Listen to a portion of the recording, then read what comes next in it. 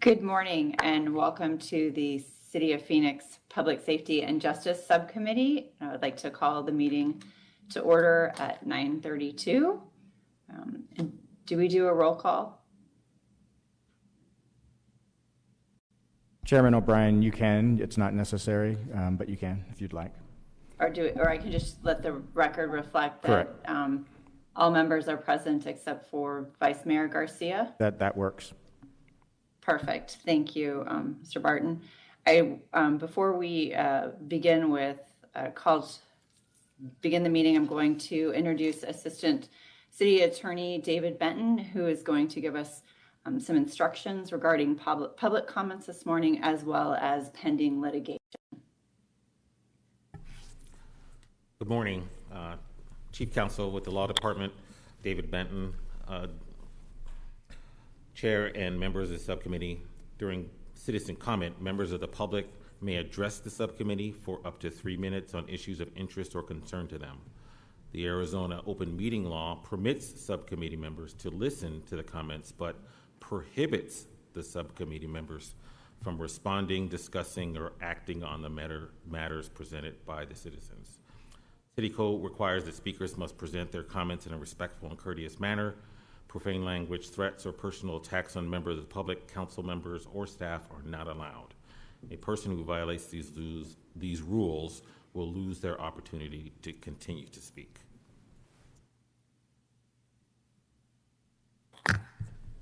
Thank you so much, Mr. Benton. And I believe we'll go to call to the public. Do we have speakers this morning? We have one request to speak. Mr. Brandon Castro. Is Brandon on the line? And Mr. Castro is not on the line.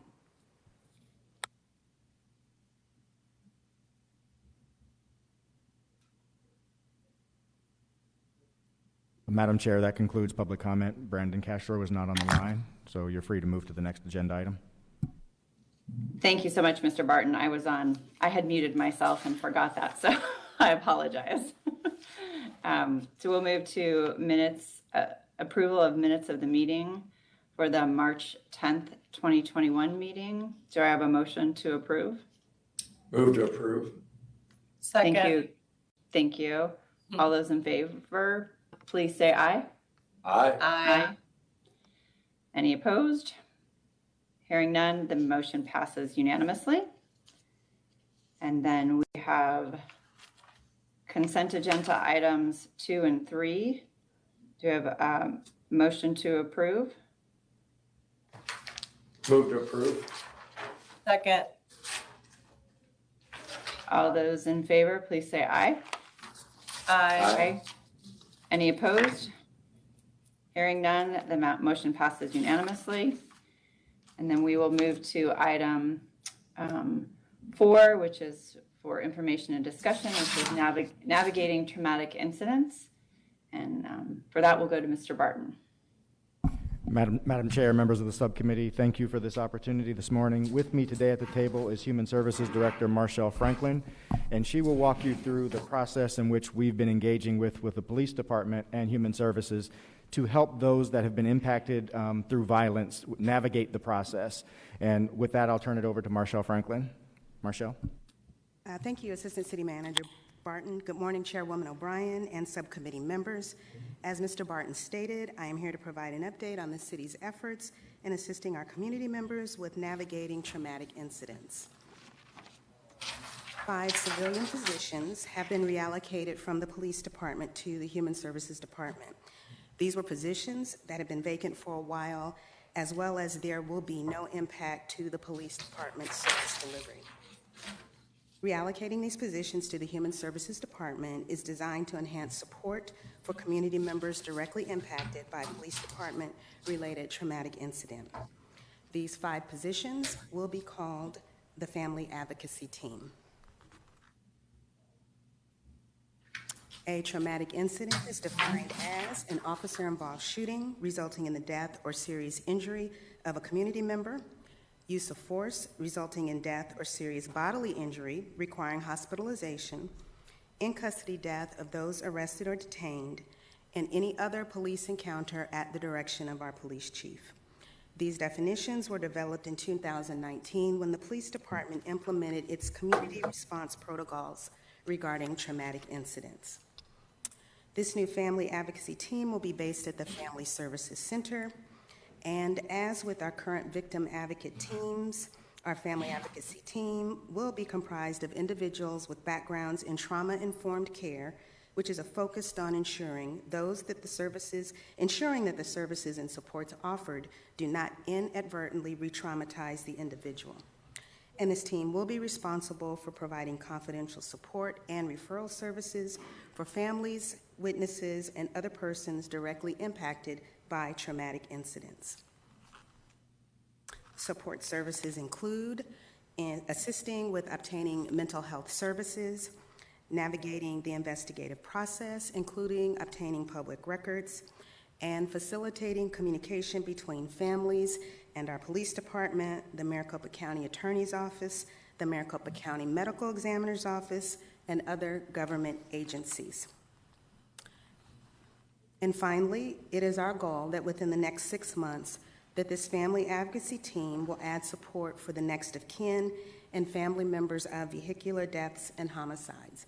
Madam Chair and subcommittee members, this concludes my presentation, and I welcome any questions. Thank you. Members, do you have any questions for Ms. Franklin?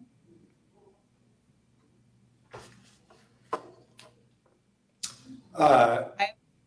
Go ahead. Go ahead, Yasmin. Sure. So I was wondering if for these 5 positions, are there detailed descriptions at this point available in addition to what you said, are there publicly available descriptions of what these individuals will be doing? Chairwoman O'Brien and Councilwoman Ansari, yes, there are position descriptions available, which we can provide to the subcommittee. Okay, great. Thank you. Mm-hmm. Councilman Waring? Yeah, so these positions, would they be pulled from the 3,125 authorized, I think would be the word, or funded positions in the current Phoenix Police Department? Chairwoman O'Brien, Councilmember Waring, that's a very good question, and the answer to that question is no. So the 3,125 positions that you reference, that is the number of authorized and budgeted sworn police positions. The 5 positions that we're talking about today are civilian positions. And the way in which we're evaluating which civilian positions that we could actually move over to Human Services and reallocate is based on the length of time that those positions have been vacant. So we wanted to make sure that there would be no operational impact to the positions that we're moving from police to the Human Services Department. So no, they are not sworn, they are civilian positions. And thank you for saying what you just said pretty specifically. I just want to make sure people didn't think we were taking 5 officers off the streets and replacing the funding that would have gone to them to these positions. And you're saying in a broader context, no money from the current police operations on the sworn officer side is being taken to fund these positions. That is correct, Councilman. We are taking budgeted civilian positions and picking them up, moving them out of police into Human Services. So the only change to the police department budget is the cost of those civilian positions, them being moved out of police into Human Services. It's a net zero change overall to the general fund budget because both of these will be general funded expenses. And part of the reason I'm being so specific about this is we did have a discussion I disagreed with, but some members agreed with, about doing something similar to that, taking money out of the sworn positions and using it for different purposes in the spring. It didn't happen, but I wouldn't want the public to think this is a revisiting of that discussion. This is a separate thing that's not doing that. That is correct. That is correct. Thank you. Any other questions? I do want to say thank you so much, Ms. Franklin, for informing us about this change and how we will handle these types of incidences, And thank you to Councilman Waring for making sure that the public is aware that we're not taking away sworn positions. Additionally, Jeff, thank you for looking at which positions have been vacant so that we're not having a negative impact on the operational aspect as well. So I appreciate that. If there are no further questions, then Chairwoman? Oh, yes. I don't know if you could see me, so I have a couple questions. Yes, Vice Mayor Garcia. Sorry, I could see that you were on. I just didn't know that you had questions. So please go. Right. Thank you. Thank you, Jeff and Marshall, for making this happen. I think a lot of this work is related to the families that have come forward that we've had conversations with that have suffered through incidents and a lot of this trauma. Can you talk a little bit about how we plan to make sure that those families stay connected, or that we have community input in how these offices are going to function? So Vice Mayor, Chairwoman O'Brien, members of the subcommittee, that's also a very good question, Vice Mayor. So one of the things, as you know, we've had ongoing dialogue with the family members that you're referencing, and the city manager did task the police department with coming up with 3 different focus areas, if you will, to address some of the concerns that the family members have had. And as a result of those discussions, the city manager issued a memo to the police department that basically asked them to create 3 subgroups to look at those individual areas, and family members have been assigned to each of those areas. The design is that all of those areas will be addressed in written policy with operational changes by the end of September. Thank you.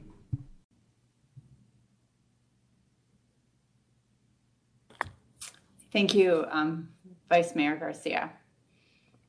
All right. Chairwoman, can I just ask a clarification question as well? Absolutely. So I guess, I don't know if this is for Jeff or Marshall, but the way the positions were written, it said within the next 6 months, the family advocacy team will add support for the next of kin / family members of vehicular deaths and homicides. And then earlier you mentioned the definition of traumatic incidents, which obviously includes officer-involved shootings and use of force. So I just wanted to make sure that the family advocacy team will be addressing, will it be all forms of traumatic incidents or just vehicular deaths and homicides? Councilwoman Ansari, I'll let Marshall elaborate, but my understanding of what we're doing is this is going to be an evolution. So we're starting off with the things that we already know that the families have had trouble navigating, and those are those incidents dealing with the police department. As we move forward in the evolution of rolling this program and this process out, we will pick up additional types of incidents that those families are experiencing and having trouble with. So we don't want to run out and try and grab everything all at once, because we may not even be properly staffed to do that.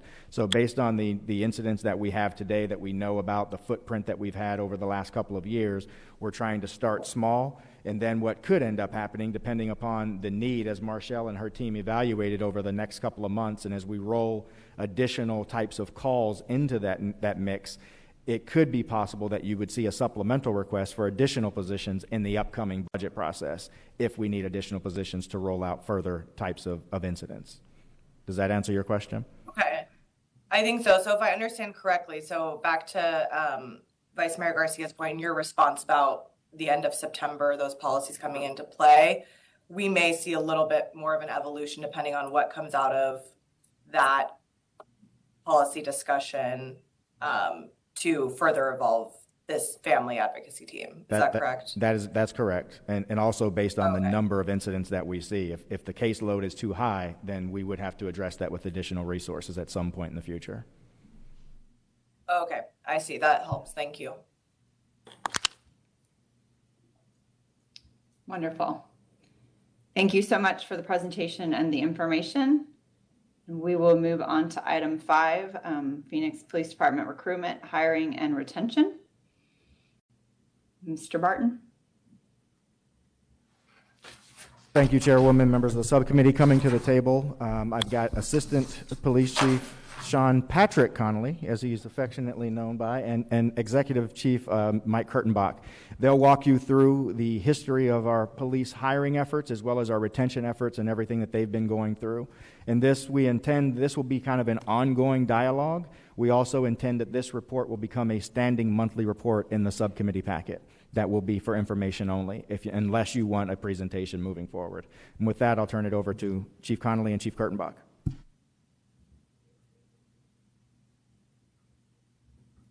Good morning, Madam Chairwoman, members of the subcommittee. As Assistant City Manager Barton said, I'm Mike Kurtenbach, Executive Assistant Chief of the Phoenix Police Department. With me is Assistant Chief Connolly. We're going to give you a presentation today that is focused primarily on recruitment, hiring, and retention. But I think the first thing that we need to do is lay the foundation so you understand staffing as it exists today. So this slide in front of you, I'm not going to read it in its entirety, but you can see some key points that as of today, and quite frankly, this changes on a daily basis, we have 2,878 filled sworn positions. Councilman Waring referred to the 3125 authorized earlier, so you can see the delta there is 247 sworn positions. We can't do our job without our civilian professional staff as well, so you see that we are sitting over 200 vacancies on the civilian side. And over the years, historically, and Chief Connolly is going to get into this, we've been able to fill vacancies through recruit classes. That has changed dramatically. We currently only have 41 recruits in the academy. But I want to contextualize these numbers before I turn it over to Sean so you have a better understanding. So at our peak as a department, we had almost 3,400 filled sworn positions. Those weren't authorized, those were filled. 3,388 was the exact number. We went from 3,388 to 2,677 filled over time because we went from January of 09 to March of 15 without running any academy classes. So you may recall that there was a significant budget shortfall, and the decision to balance the budget shortfall was made through attrition, which is what we accomplished. As part of that effort, what you saw over time was we opened 2 precincts, the Black Mountain and Estrella Mountain precincts in 2010. That included a reorganization and a rebid. As we got leaner as a department in January of 2013, we had another rebid where we reorganized within the patrol division. In 2014, we redrew the precincts, at that time eliminating what was the Estrella Mountain precinct and including it within the current Maryvale precinct, calling it Maryvale Estrella Mountain. And then in 2017, we had another reorganization where we took specialty positions and we moved them back to patrol. The purpose of this presentation today is to show you the state of our staffing. As Assistant City Manager Barton said, we'll be doing this on a regular basis, and we're free to answer any questions you have as relates to it. But there's a very comprehensive effort on the department to recognize our staffing levels as they continue to decline, to identify essential functions, and to move those functions into those positions that will allow us to provide quality customer service as efficiently as possible throughout the department. And with that, I'm going to turn it over to Assistant Chief Connolly, who can get into the meat of the presentation.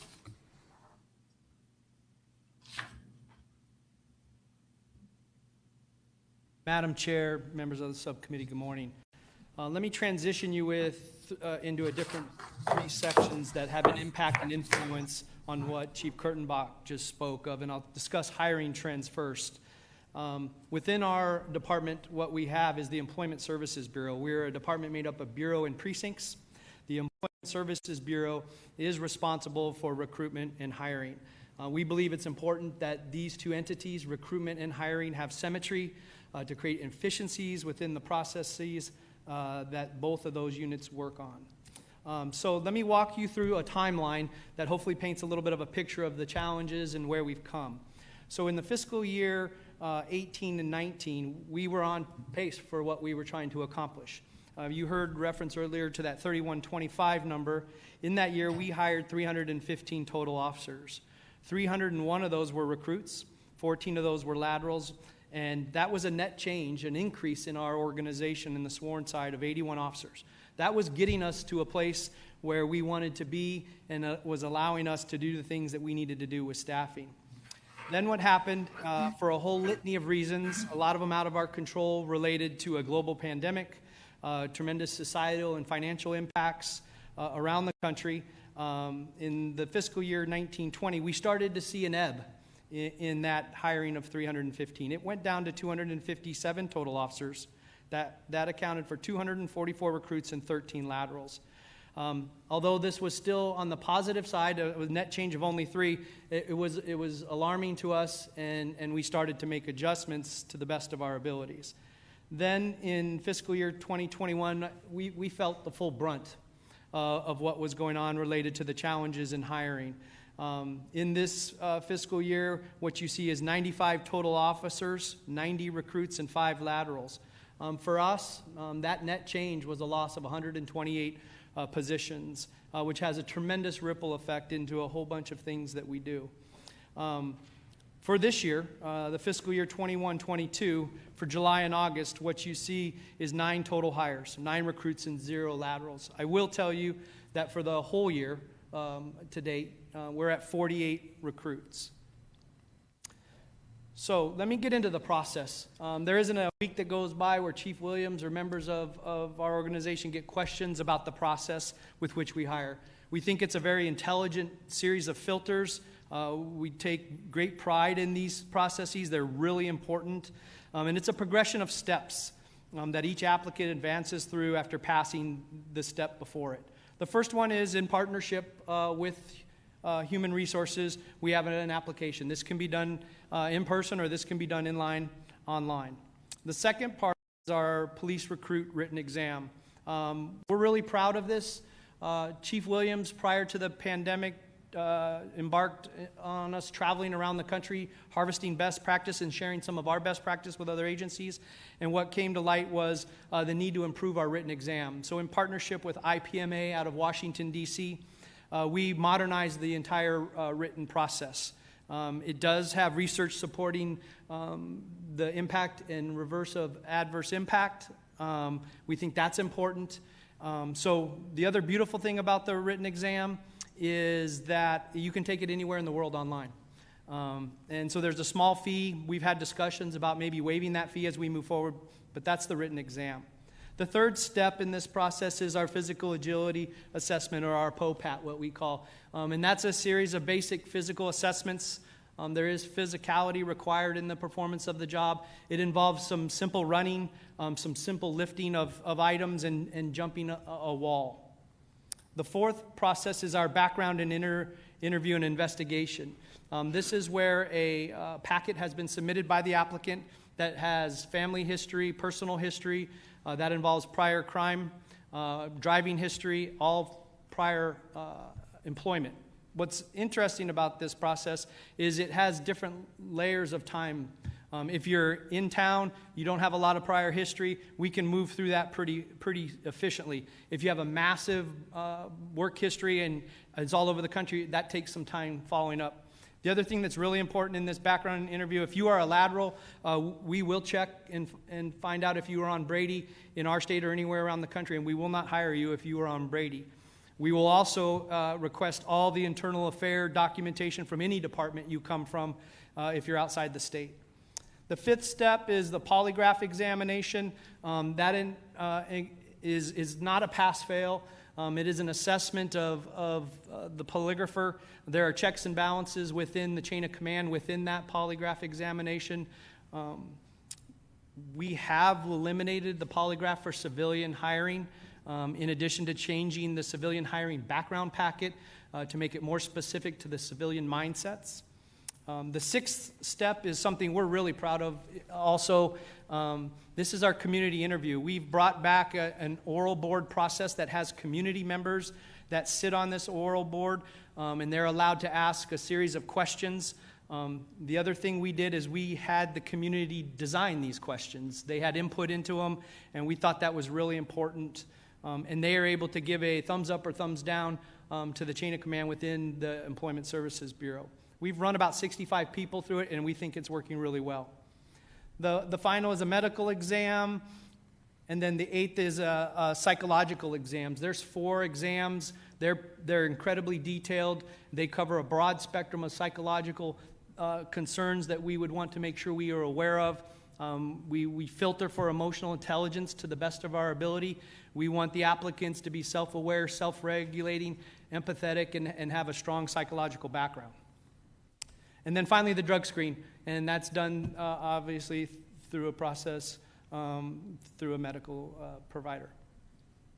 Sworn attrition in recent fiscal years has been a significant impact. You'll see this number mirror when we talked about the hiring numbers on the net change. So for the fiscal year 18-19, our attrition was 177 members. 116 of those members were due to what we call drop, which means they fulfilled their obligation and their desire through their entire retirement process within the drop program.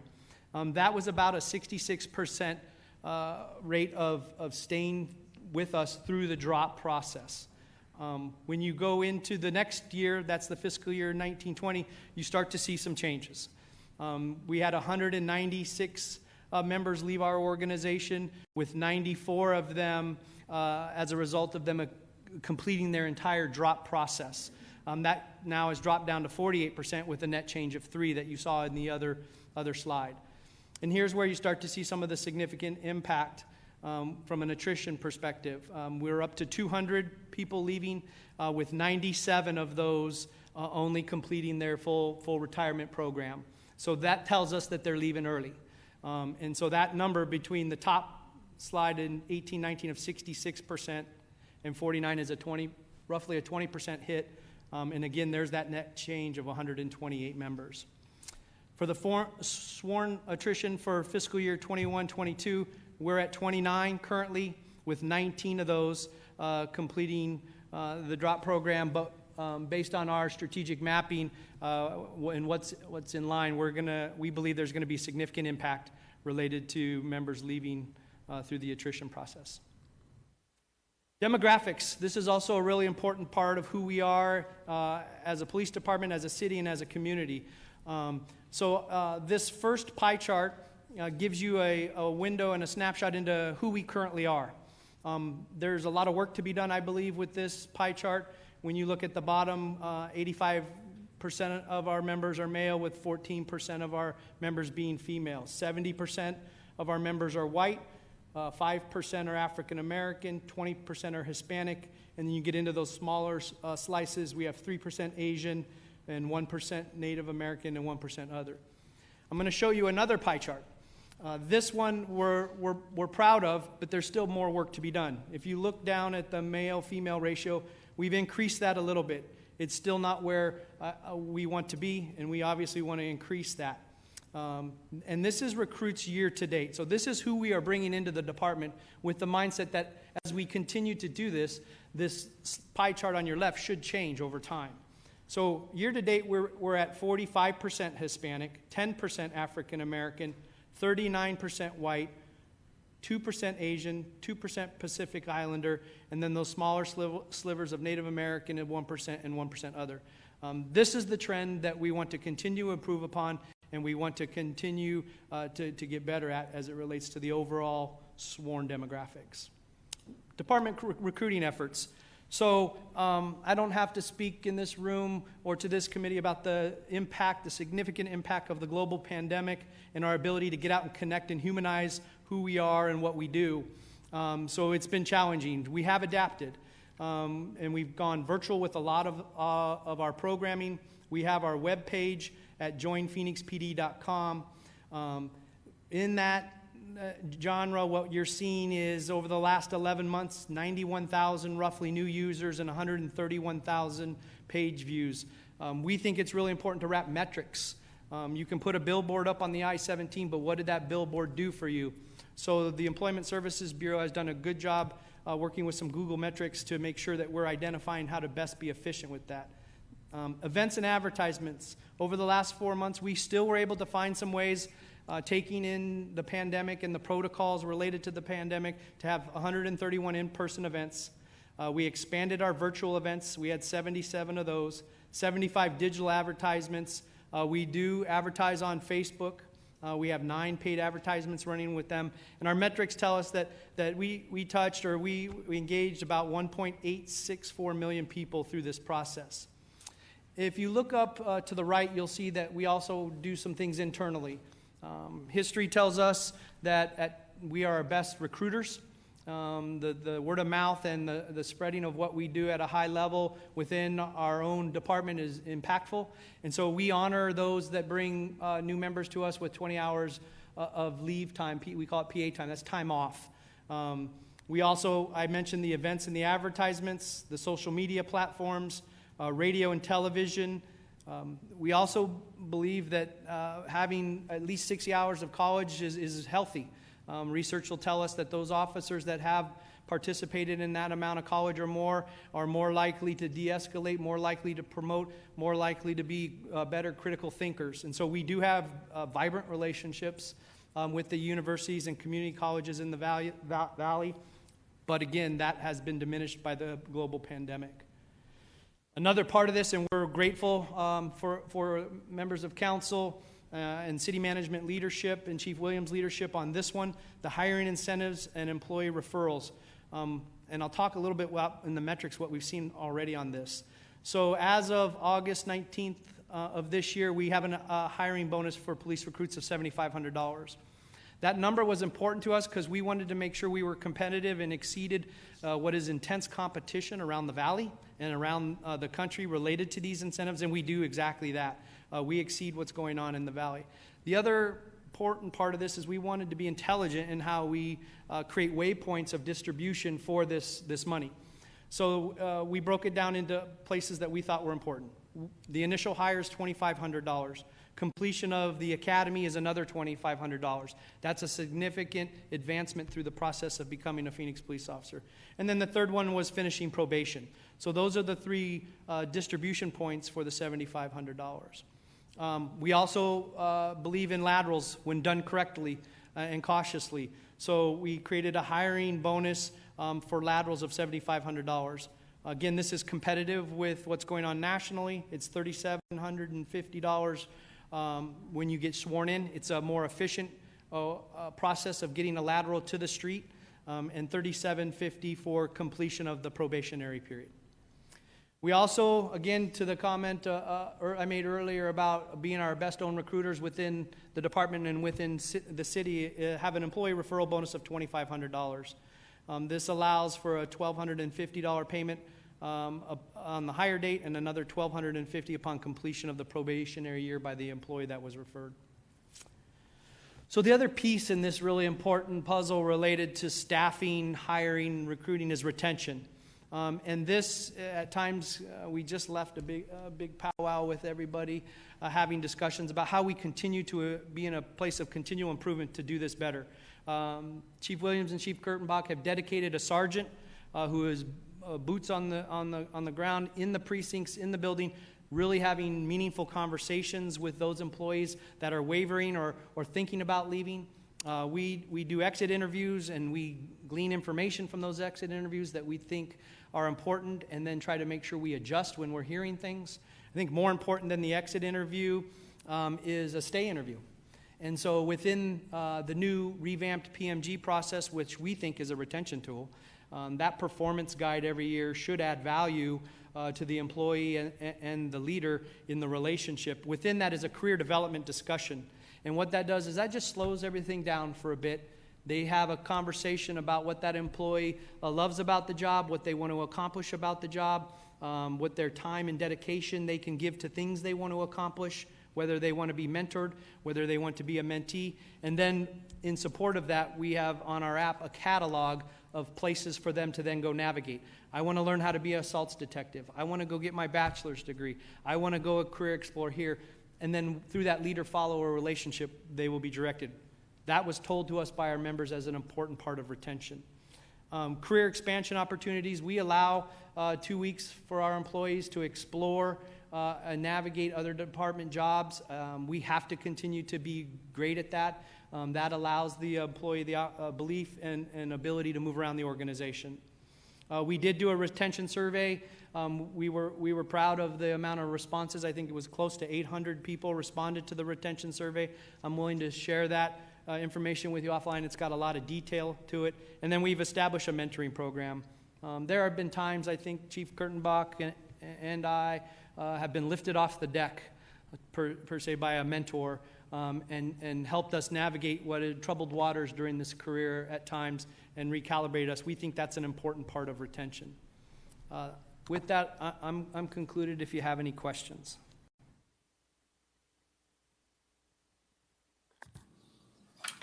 Thank you so much. We do have questions from Councilman Waring. Thank you, Madam Chair.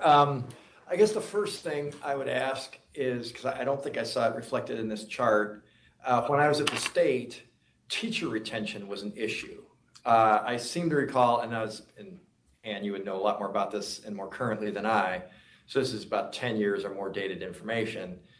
But I think the average stay for newer teachers was like 5 years. And obviously, you know, they've invested a lot of time, college degree, and then the schools train them to the special needs that they have for whatever class they're teaching. How long are our officers staying? Like, I mean, because it's expensive to run a whole academy and to train them the way you need to train them. And then, you know, if they leave after 5 years, that's a lot of effort for not as much bang for the buck. Do you guys track that? Madam Chairwoman, Councilman Waring, we are tracking that, and Chief Connolly can provide greater detail, but here's what I'll tell you anecdotally. So when I came on 31 years ago, this was a career for me, and I was going to be here until retirement to provide for my children, to provide for my family. Chief Williams and I had the opportunity to go back to New York to a Police Executive Research Forum symposium where there were approximately 20 young officers from 1 to 5 years on. And what we've seen, not surprisingly, is this transformation among our applicants today. Whereas before, I wanted to work as much off duty as I could, I worked overtime, I did what I could to provide for my family, this was my career. What we're seeing is this is a job. And it's a job for folks that want to strive for a work-life balance, which I respect. But what that means is more of a life balance than a work balance. And we're seeing people that, A, are deciding once they get here, some it's 2 days out of the academy in field training, some at 5 years. We just recently had a 14-year officer, which would have been unheard of, decide, I don't want to do this job anymore and just leave. We're seeing people leave the profession, but also we're seeing people leave for other agencies, and that's a personal choice. I will tell you that local valley agencies are recruiting our officers very hard. To Chief Connolly's point, our incentives are very important, but if you're already here and another agency is offering an incentive to pluck you away, some of our employees are taking that opportunity. So we're losing them twofold. We're losing them because they're leaving the profession, but also leaving for other agencies and at numbers that we've never seen before. What Chief Connolly talked about, the 29 that we lost in July, I want to extrapolate out what we saw in the last fiscal year and this year. We're losing on average 11 more than we are hiring every month. That's a significant number, and it's not a number, despite our best efforts, that we're seeing turn around. Thank you. Madam Chair, I have other questions. I don't want to dominate too much, so just cut me off now if you want. But I would like to eventually get to all of them, so however you want. Do you mind if I proceed, or? No, please proceed. Thank you. I appreciate it. I'm not surprised to hear what you're saying, and I'm going to jump around on the questions I wrote down as I watched your presentation. I am curious because you talked about, I forget what page it was on, but you know, we get most of our new officers are recruits, but then you get 13 or something who transfer in.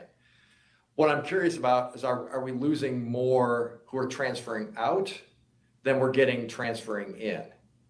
When I was at the state, again, dated information, but Phoenix was where, you know, officers wanted to be. You know, it's still the biggest agency, I think. But like DPS officers would leave, we'd have to bump up the pay so that DPS officers wouldn't leave to come to Phoenix.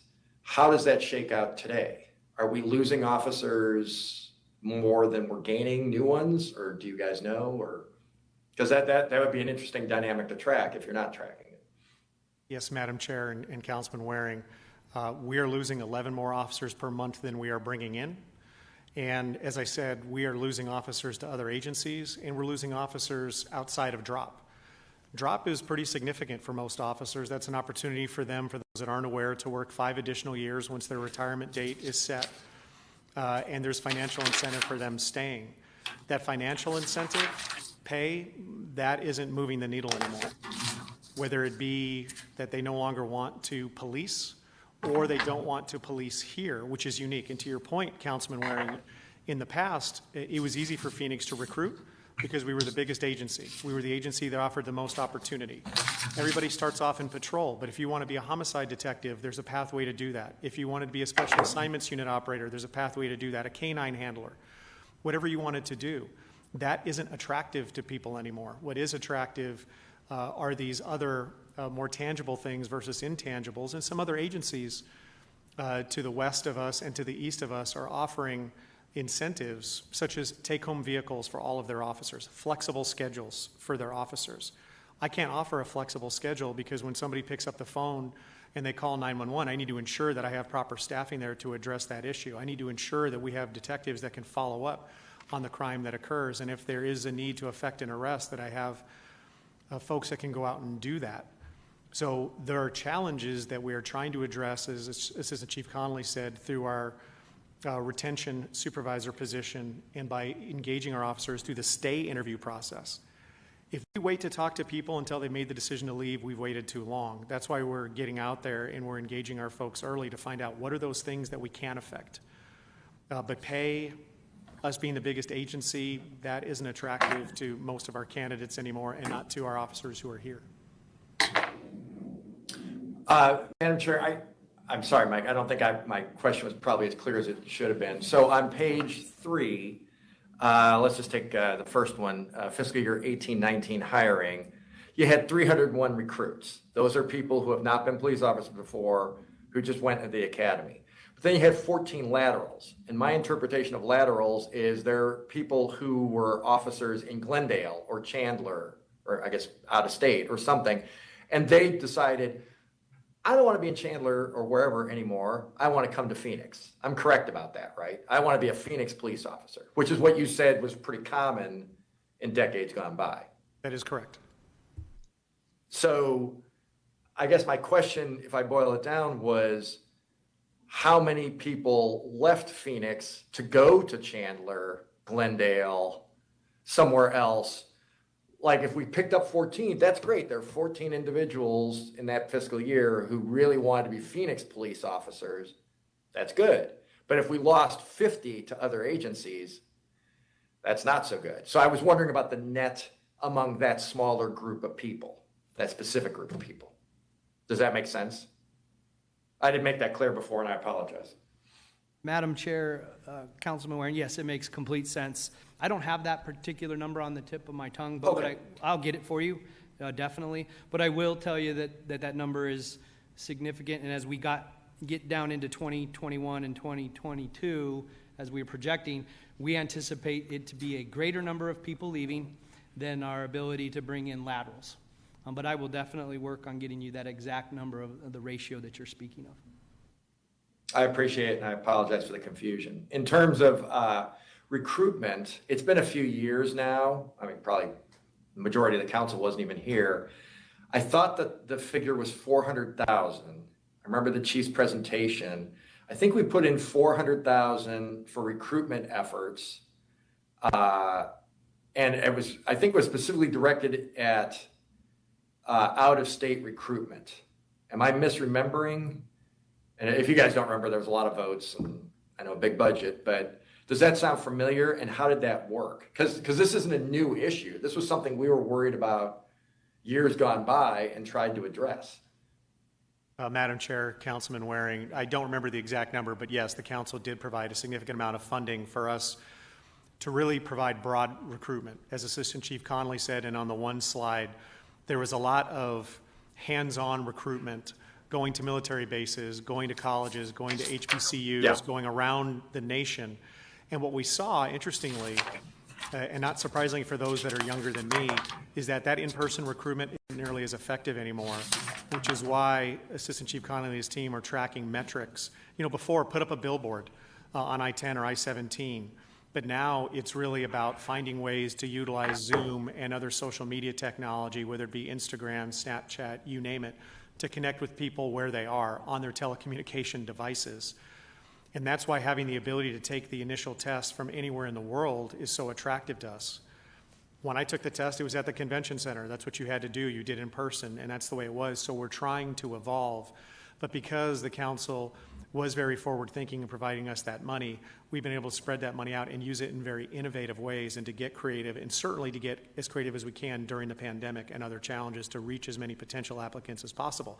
And to be quite fair, while there are other agencies that are trying to take our officers, we're doing the same. That's why we're trying to find creative ways, and with the support of the members of the council, that hiring incentive and that recruitment tool, we believe that's going to help us to get more folks through the door. I appreciate you mentioning the military component, because I didn't see that. I don't think I saw this on page 7, but that's what I recall is we were going to send people in person to military bases. It sounds like you found that wasn't as good a tool as we might have thought at the time. I would have thought that would have worked, because I thought the military was our biggest feeder of new officers. Is that still true, or that was kind of the most traditional path? I don't know if it was the majority of officers, but many had been veterans or were veterans. Madam Chair and Councilman Waring, you're correct. Historically, and I can remember when we came on, we had significant membership in our organization that did have service in the military. I think as times have changed, that number has changed with it. College-educated individuals are increasing, and those with other life experience. To your point, though, we still believe in recruiting from the military, and we do have great relationships at the bases. In fact, we take it to a level of where we try to coordinate timing with when they're done with their contract. We greet them at the gate when we can, whether that's virtually or that's in person, to ask them what their plans are. The recruiters in the Employment Services Bureau have relationships with those exit officers, and so we get that information, and we are diligent with it, COVID in mind. The other thing I want to mention about the laterals, and Mr. Barton always reminds us of the pension liability that comes with an in-state lateral, and we want to be cognizant of that. The other aspect of laterals, and because I get asked, we hear about all these officers leaving departments from around the country. Why aren't we getting them? We've had significant numbers put in, but when we start doing our due diligence with the backgrounds and the Brady checks, they don't meet the standards of the Phoenix Police Department and our expectations of their performance in their other organizations. And so we've turned down a lot of those. And so I just want to make sure that that's clear and important. And Councilman Waring, I appreciate that. I do have an answer to your question before. So far this fiscal year, 12 of our officers have lateraled to other agencies. So far this fiscal year, and many others have left for other jobs. The private sector is very lucrative right now, and if it really does come down to money, we can't compete in that regard. But 12 to other agencies, to answer your question, this fiscal year.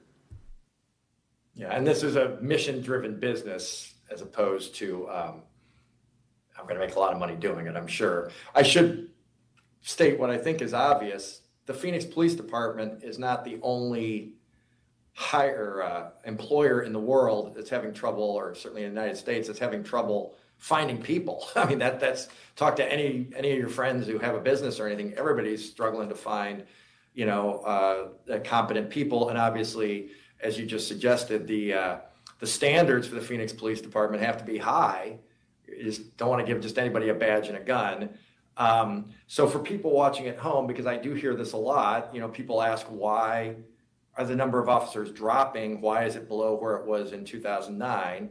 That was before, I think, any of our time on the council. Obviously, the economy took a toll there for a while, but for the last 7 years or so, we've been trying to hire, but you can't make people be police officers, if they don't want to be. So all we're doing is we're trying to find the best mix, again, for those watching at home, of how to recruit people that we want to be police officers, because we're not going to take just anybody, to your point, Chief Connolly, and unfortunately, we're struggling to keep up with the retirements.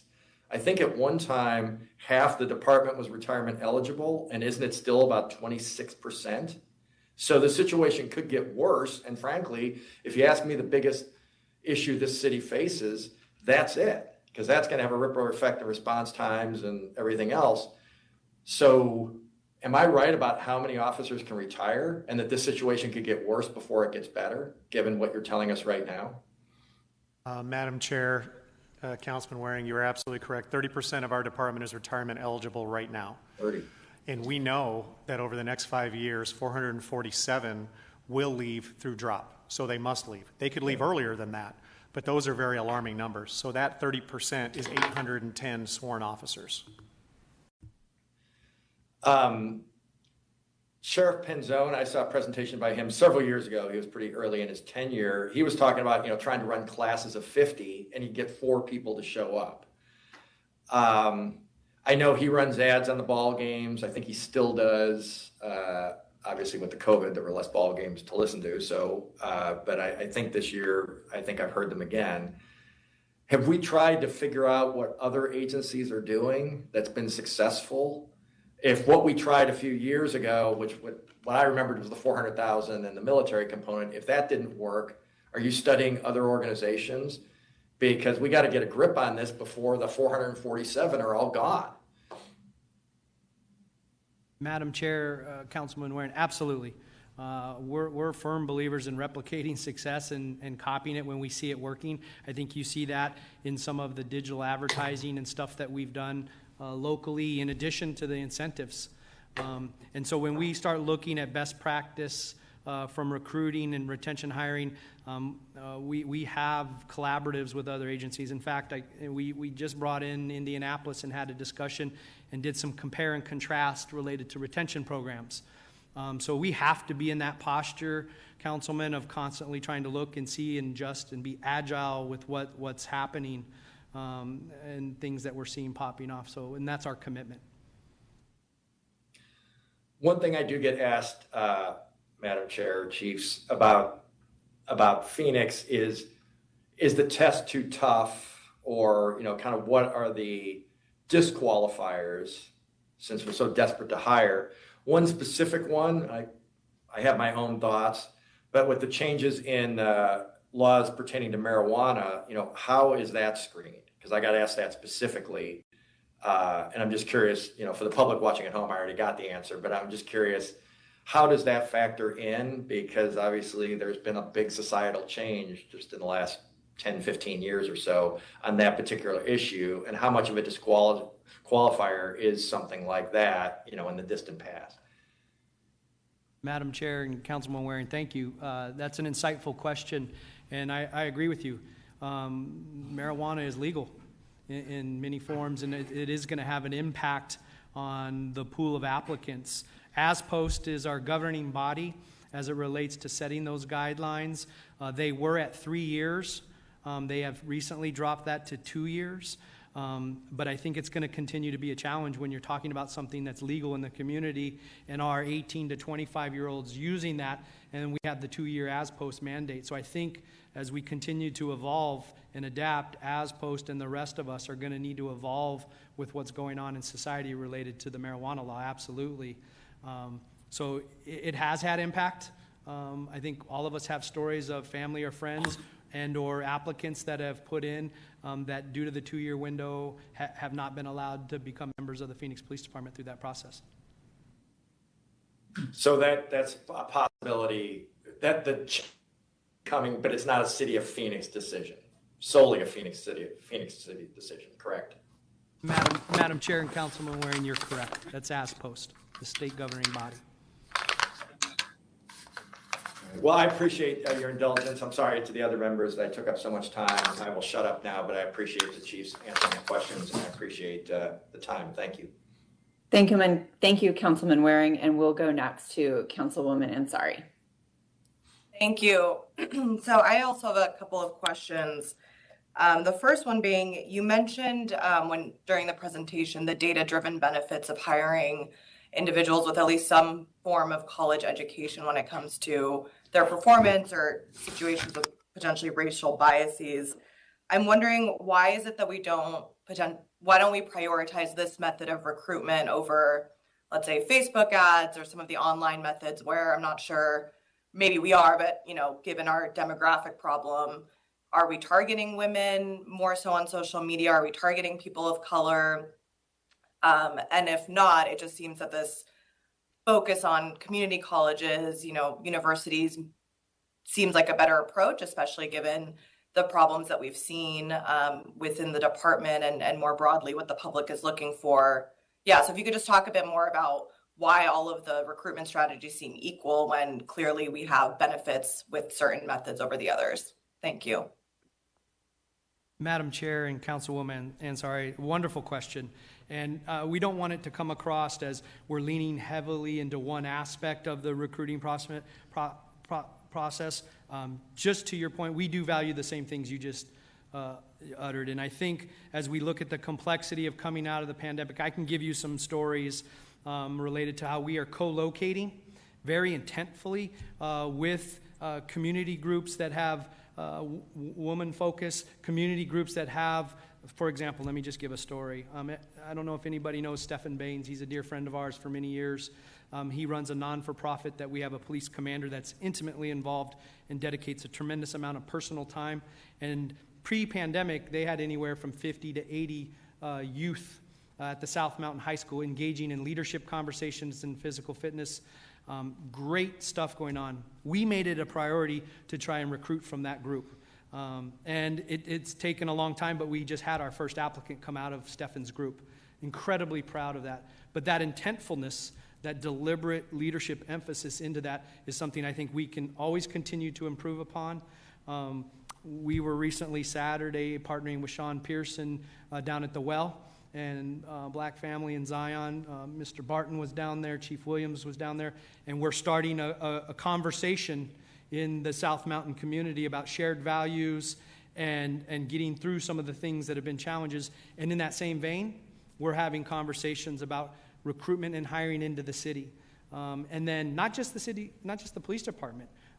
We want to create anchors. One of the challenges is you have to be 20 and a half to become a Phoenix police officer. So what's happening with the youth in our community between 18 and 20? We think we can continue to work hard collaboratively and engage those youth and find other employment for them while we mentor them and guide them to be a firefighter, guide them to be a water engineer, guide them to be a police officer. But to your point, please don't misconstrue that we're not leaning hard into all of these equally, and it is an emphasis. Chief Williams has made it very clear that women and people of color in our recruitment is an emphasis. I will say this. We have had some very successful hiring stories where young men have come out of the South Mountain community, went through our academy, and then they wanted to go back to their community and police. We have a lot of discussion about that nationally, about circling back into your community, and they end up leaving us. A couple of them have left us because of the pressure in the neighborhood, as much as we work to get them through that. So we have to be intelligent and keep working through that process and not giving up to it. But we agree with you. Thank you. I appreciate the response. It's a kind of a comment and a question. It goes back to this point about recruitment from the military. And I guess it's just important to note, I think from my perspective, I've read research that talks about the negative impacts of hiring from the military, just given the very different culture of, when you're in the military, maybe the culture is to fight, whereas in the police department, it's more of a protection role. And I do not want to put words in her mouth, and I may 100% be wrong, but I recall one of my early conversations with Chief Williams was that the military recruitment strategy wasn't necessarily the most effective because of issues like this. So I would love to hear more about your experience with that, because I think, again, given the issues that we've seen within the department, the national attention that we're getting, especially when it comes to the DOJ investigation, I guess I would just like to say, I would much rather see emphasis on recruitment from universities, community colleges, community groups, as opposed to the military, which may have a very different type of person, with all due respect, of course, to veterans. So if you could just talk a little bit more about that, I would appreciate it. Thank you. Madam Chair, Councilwoman, insightful question. For sure. And I think it's a complex dynamic. It's not all this or all that, but I will tell you this based on my experience as it relates to a couple things. The collegiate environment that we've created at the Phoenix Police Department Regional Academy is very important. We have exited the concepts of being a paramilitary training organization, and I would love to spend more time with you in more detail, really getting to the root of some of that. But our emphasis is to create a collegiate environment down there where adult learning can take place, and so that's one important aspect of what you said. I think there is truth to what you said related to the filters that go in play to become somebody in the military. I've seen both sides of it.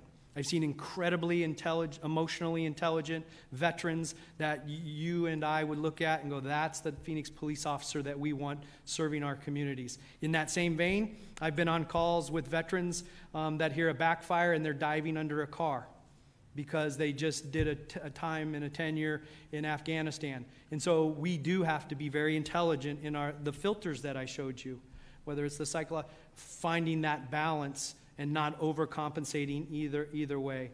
I agree with the college perspective. I agree that there are some people in the military that aren't fit, but it's not the totality of them. And I think as we continue to evolve, we need to be cognizant of all of that.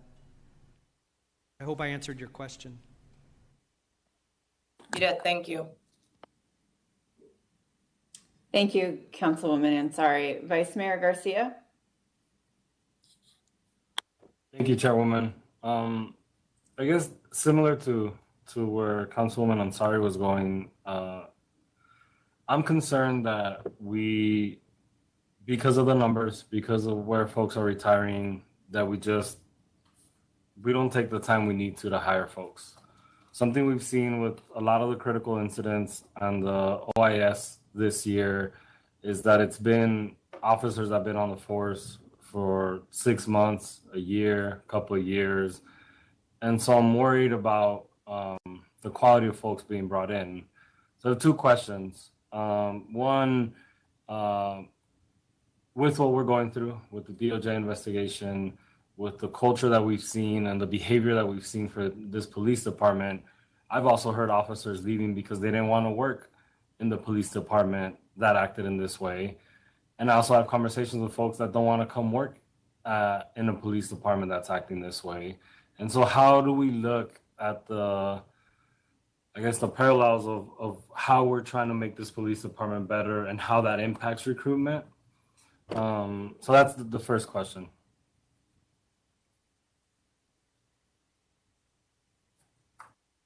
Madam Chair, Vice Mayor Garcia, thank you for the question. And I think you bring up some very interesting dynamics related to what goes on in the psychology of an individual when they're choosing to leave us or stay with us. I mentioned a retention survey earlier. One of the things that came to light in that retention survey is they want to hear that they're valued. They want to hear that they're wanted, and they want to hear that what they're doing has purpose and meaning. And it wasn't about money. And so I think that complexity is a really important aspect for all of us to stand up and listen to. I think we have to continue to let them know that those that are out there holding the line related to what we want out of a police officer are feeling valued. To your point, too, I think there are members of our organization that have left this department based on the things they're hearing related to performance. And so I don't have no doubt that what you said is true also.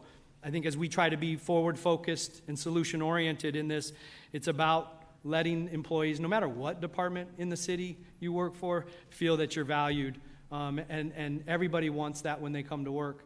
And so I think we just need to continue to work. As it relates to the quality of applicant, so for example, we were bringing, you saw where we did in fiscal year 18-19, 315 members. There's complexity to bringing that much volume in. And there are conversations nationally in this business about when you increase that volume, you start to not have quality hiring. When you can slow down things a little bit, I think you can be more precise and thoughtful when there's less volume. But we would hope that in the 50 that show up once a month, that is increased. I just want to say that since the incentives, that number's doubled. A very small percentage of those are going to get through the filters and expectations of this police department. So I think we're doing our best related to quality. Chief Kurtenbach always says this, and Chief Williams says this as well, is, we recruit from the human pool. And we just have to make sure that all of us in this room can look each other in the face and say we're doing our best with the processes we have in place to produce the best Phoenix police officer we can. Thank you. Yeah, that answers. I think I guess the conversation and I like a couple things you said: purpose and meaning and valued. And I think we've actually done the opposite for a long time, not only in Phoenix, but it's kind of been a trend across the country, where we're making officers be dog catchers. We're making them have to tend to mental health situations.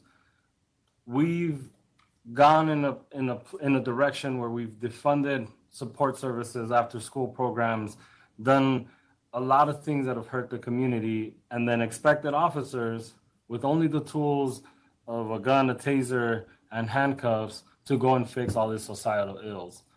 And so then I guess my question now is, if the reality is that those who used to want to be officers don't want to be officers, people don't want to make it a career, because I think we've strained them and made it almost impossible for them to want to hold all these things. And I think we need to take fault in that. Then what does taking things off of the police department's hands? And I know we're doing some of it with CAP, we're doing some of it with other programs, but what does taking some of that load off of y'all also look like in a reality where we have 300 officers leaving, and it doesn't look like, even as we're handing cash out for people to come in, that's working, because it's also not a money thing. So what is there a strategy, and I guess this is for Chief Kernbach, of a future that with the reality that there is going to be less people wanting to be officers, and what are things that can be done either by civilians or other departments? Madam Chairwoman, Vice Mayor Garcia, thank you for that. Just a quick story, and some of you know this. So I was the first member of my family born in this country. My mother, father, and brother came here. My brother was 8 when they came, and none of them spoke English. My brother became a Phoenix police officer after getting out of the Air Force. I had never had any intention of being a Phoenix police officer. Much to my mother's chagrin, I studied biochemistry at the University of Arizona. I was supposed to be a doctor, and life happened, and here I ended up. I will say that from my initial calling to where I am, I chose this path because I believed it was a calling. And it's not meant to be corny or trite, but I was about making a difference in the community that I grew up in. I grew up in the Westwood neighborhood, born at St. Joseph's Hospital. I live in the city of Phoenix. I've raised my family in the city of Phoenix. Vice Mayor, I live in your district. But we recognize that this uniform is not the best tool to respond to a lot of calls.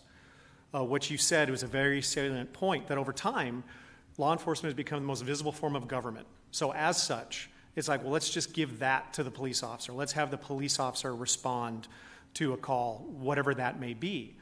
And although Chief Connolly and I both have master's degrees, we've worked very hard to earn those. Not everybody has that ability. And I did not have a master's when I came on, to be clear. So we recognize that there are other organizations, there are other entities, there are other skills that are much better suited to handle certain call types than a uniformed Phoenix police officer. We agree with you wholeheartedly. It's striking that balance. So what we are doing right now, we're not just giving you numbers and telling you, throwing our hands up in the air. We are being very intentional about analyzing what call types are those that are critical for a uniformed Phoenix police officer to respond to.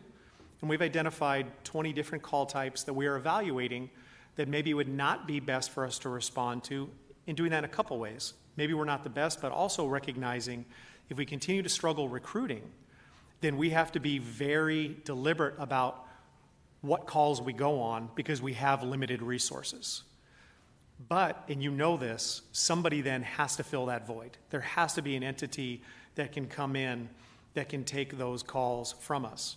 Civilianization. We recognize that, and Chief Connolly said it, Mr. Barton has said it before, we're very expensive. And with pension liability, we're very expensive as well. So whether it be retirees who have a skill set that would be of value to the organization to come back, what we hear from our retirees, Vice Mayor, is the biggest reason that they work another job is health care. They can't afford health care when they leave. But if we can keep them here to work some things that aren't in the field, so I could allow, think of it this way, if there is a tragedy that happens in the field, that there is a homicide. We had 3 homicides that happened in the city of Phoenix Sunday night into Monday morning, I believe it was. I know I need a homicide investigator to go be the primary out there, to be case. I need somebody who's going to work scene. I need somebody who's going to do interviews.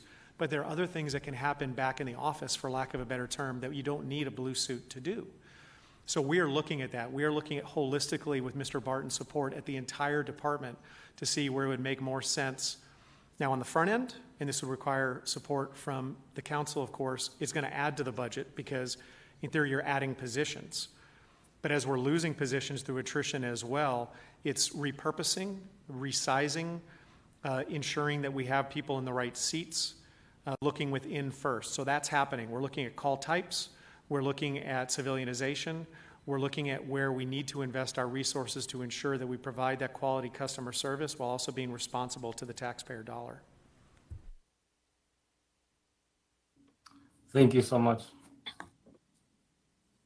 Thank you, Vice Mayor. We have a follow-up question from Councilman Waring. Thanks. I'll start with this first. I loved what Chief Kurtenbach just said about potentially utilizing the retirees. My dad was a teacher who retired, relatively young at 55, but even after he retired, they still needed a coach. So he kept coaching for several years until my mom got very sick and he had to take care of her full time. I'm sure he would have kept doing it. It worked out for everybody. He didn't have to work a full day and everything, or do tasks that he didn't want to do anymore. And the school and the kids got what they needed, a coach. So if there are retirees out there that you could recruit to do some of the paperwork, they don't want to work full time anymore. I think that's what you were saying. That would be a win-win for everybody. Get people to stay active because, with jobs like teachers and police, you do have them retiring in a lot of cases younger. And maybe, it can address some of their healthcare issues, which would take care of their need for having another job. That just seems like a win-win for everybody. I would be fully supportive of hearing certainly more about that at this committee. And if you guys have ideas fleshed out, Madam Chair, if that could be on a future agenda, I think that would be, it may not take care of the entire issue that we're talking about today, but certainly it might help fill at least some of the cracks in the dam, if you will. I did want to talk a little bit about the comments about the military. So I just had a presentation, I think it was a couple Fridays ago. One of our officers was from California, actually, a neighborhood that had its challenges. I don't think his father was around. He was struggling, and I think he was 16 and he went into the Marines. And he said he came out of the Marines on a Friday, I think it was, and he started with the Phoenix Police Department on a Monday. So he was a pretty seamless transition. By all accounts, has been an exemplary officer for now 18 years, loves it. To Chief Kurtenbach's point, seems very mission driven. And that is what you get with the military. It's a passion for it. And it's not so much about retention bonuses or anything else. And also used to pressure and obviously the physical fitness requirements. You can transition pretty quickly. I wouldn't necessarily be comfortable with a police force that was made up entirely, even though I spent too much time in colleges myself and working for universities, that's all like college-based people, even if they are the best predictor, which it sounds like is what I heard Commander Connolly say earlier, for success. I do think there's a mix. And obviously you have veterans who are also college graduates. To me, that would probably be the ideal recruit, frankly. I just, at some point, you have to be realistic about what the job is, and it has changed a lot. But if you could use the retirees to do some of the activities and take some of the pressure off the frontline officers who are out on the street, and then have people who are used to dealing with tough situations, who have the wherewithal to adapt to those situations through their educational experiences. I think that's really what you're looking for. But right now, we're struggling to recruit anybody, but I want to make it clear the standards have not changed, because there was a comment earlier about, we're kind of rushing this. The training is still the same training. The probationary period is still the same period. The tests are still the same tests. Nothing has really changed from decades gone by other than try to improve them. Am I accurate when I say that? Madam Chairwoman, Councilman Waring, you are absolutely accurate. In fact, we have added, and Chief Connolly put in his presentation, a community review component so that we can get even more eyes on our candidates, and we are very thoughtful in the way we train to ensure that we get not only recruit the best candidate, but that they become the best officer once they're out on the street.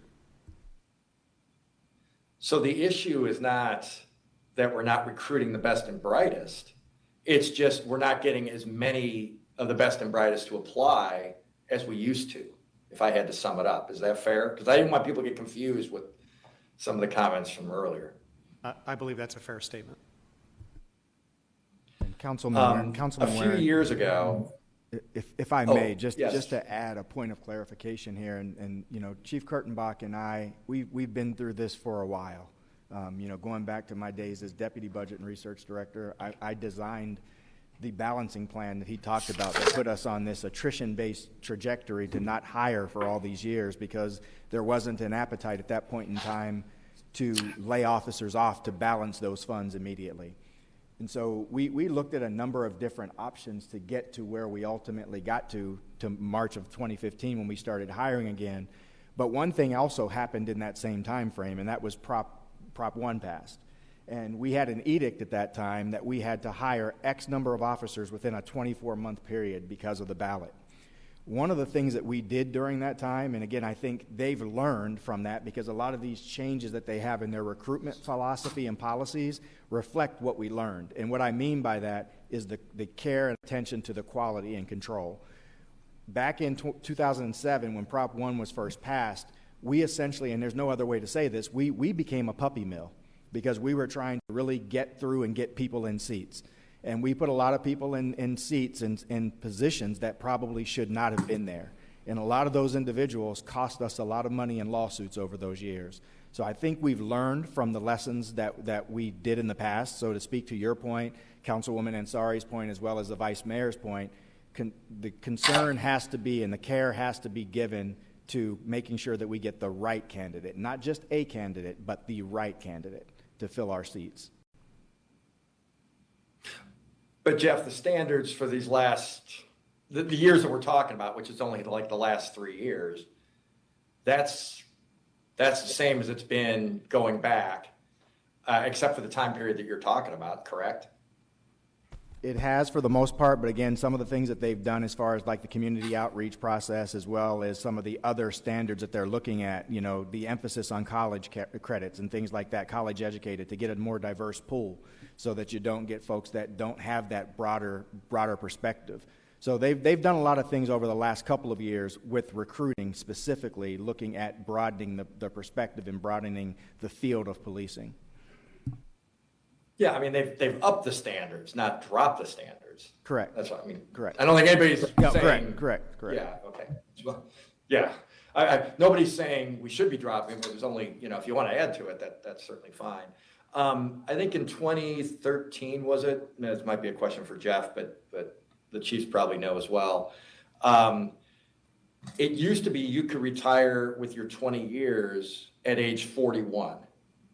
And now, so if you're signing up as a 20-and-a-half-year-old, you might have an expectation of, I'm going to do this for 20 years, and then I'm going to be able to go off and really start all over again, do something completely different, or move to another department or something at a pretty young age.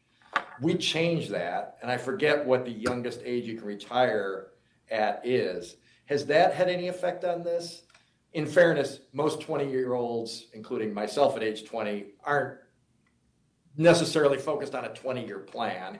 They may think they have a career or a calling, but 41 sounds ancient when you're 20. Not so much when you're 53, I can assure you guys who are younger. Has that had any effect? It might be hard to tell, but you are now signing up for a longer tenure than you used to be. Madam Chairwoman, Councilman Waring, it's had a significant effect. So there were two things. Two benefits that Chief Connolly and I have that the new applicant does not. So I had the benefit of a 20-year retirement and drop should I seek that. Now it's a 25-year retirement and no drop and Mr. Barton can speak to the actual contribution, greater contributions to the pension fund for applicants now than I had when I came on. There's different tiers. So to your point, when I was 21, yes, I remember thinking, wow, 40s, that's crazy. But now 20 years, yeah, I'm well past that. So 20 years was doable, 25 with more money coming out of your pocket every check and no deferred retirement option plan, not nearly as attractive. Yeah, my point is it's not quite as attractive a job for those who think long term and have to balance their books. I mean, it's just not.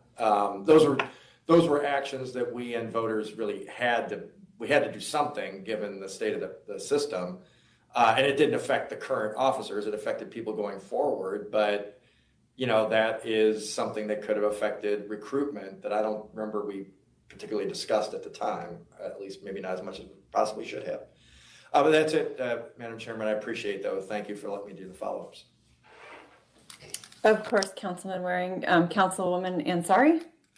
Thank you. I do have one more question, but before that, I was wondering if there's any way on a future agenda just to further discuss this issue of hiring from the military, because while I understand there's positive and negative anecdotes from both sides, I'd rather discuss more of the research and actual look into studies that maybe have been undertaken nationally about the effects. So just want to put that out there in case it's something that we could discuss in more detail around whether that is a good strategy to continue pursuing in comparison to some of the others. But in regard to recruitment, I was wondering whether we have any sort of consultant or expert that works with the police department on specifically the diversity aspect when it comes to hiring and retention. And then secondly, and relatedly, whether there are plans for this, the new Office of Diversity, Equity, and Inclusion that we passed in this year's budget, how that office will work with the department as well on these things. Thank you. Madam Chairwoman and Councilwoman Ansari, as it relates to the first question, we do not. But I think what you've seen Chief Williams do and city leadership do related to civilianizing directors within our Public Affairs Bureau, civilianizing directors within our technology divisions, civilianizing an administrator of curriculum, a true academic of curriculum and instructor development at the academy. I think what you bring up is something that should be looked at and examined related to a professional recruiter of diversity that is not a police officer within, but we do not. As to the other question, I would have to defer on the other question to Mr. Madam Chair, members of the subcommittee, Councilwoman Ansari, your question about the DEI coordinator, and that will be a position that will have input across the entire spectrum of the city operations. And so one of the reasons that position was created is the HR director, Lori Bays, had been looking at some data relative to our police and fire departments as it relates to recruiting, retention, as well as even testing and how certain demographics perform in those testings as well as the promotional process. So that was partly part of the impetus behind adding that position. So they will definitely be involved as we move forward with recruiting in the police department. Okay, thank you. So hypothetically, could we look into, turning a civilian position within the department or hiring someone that would be an expert on hiring when it comes to diversity? Without question, we can. Okay, thank you.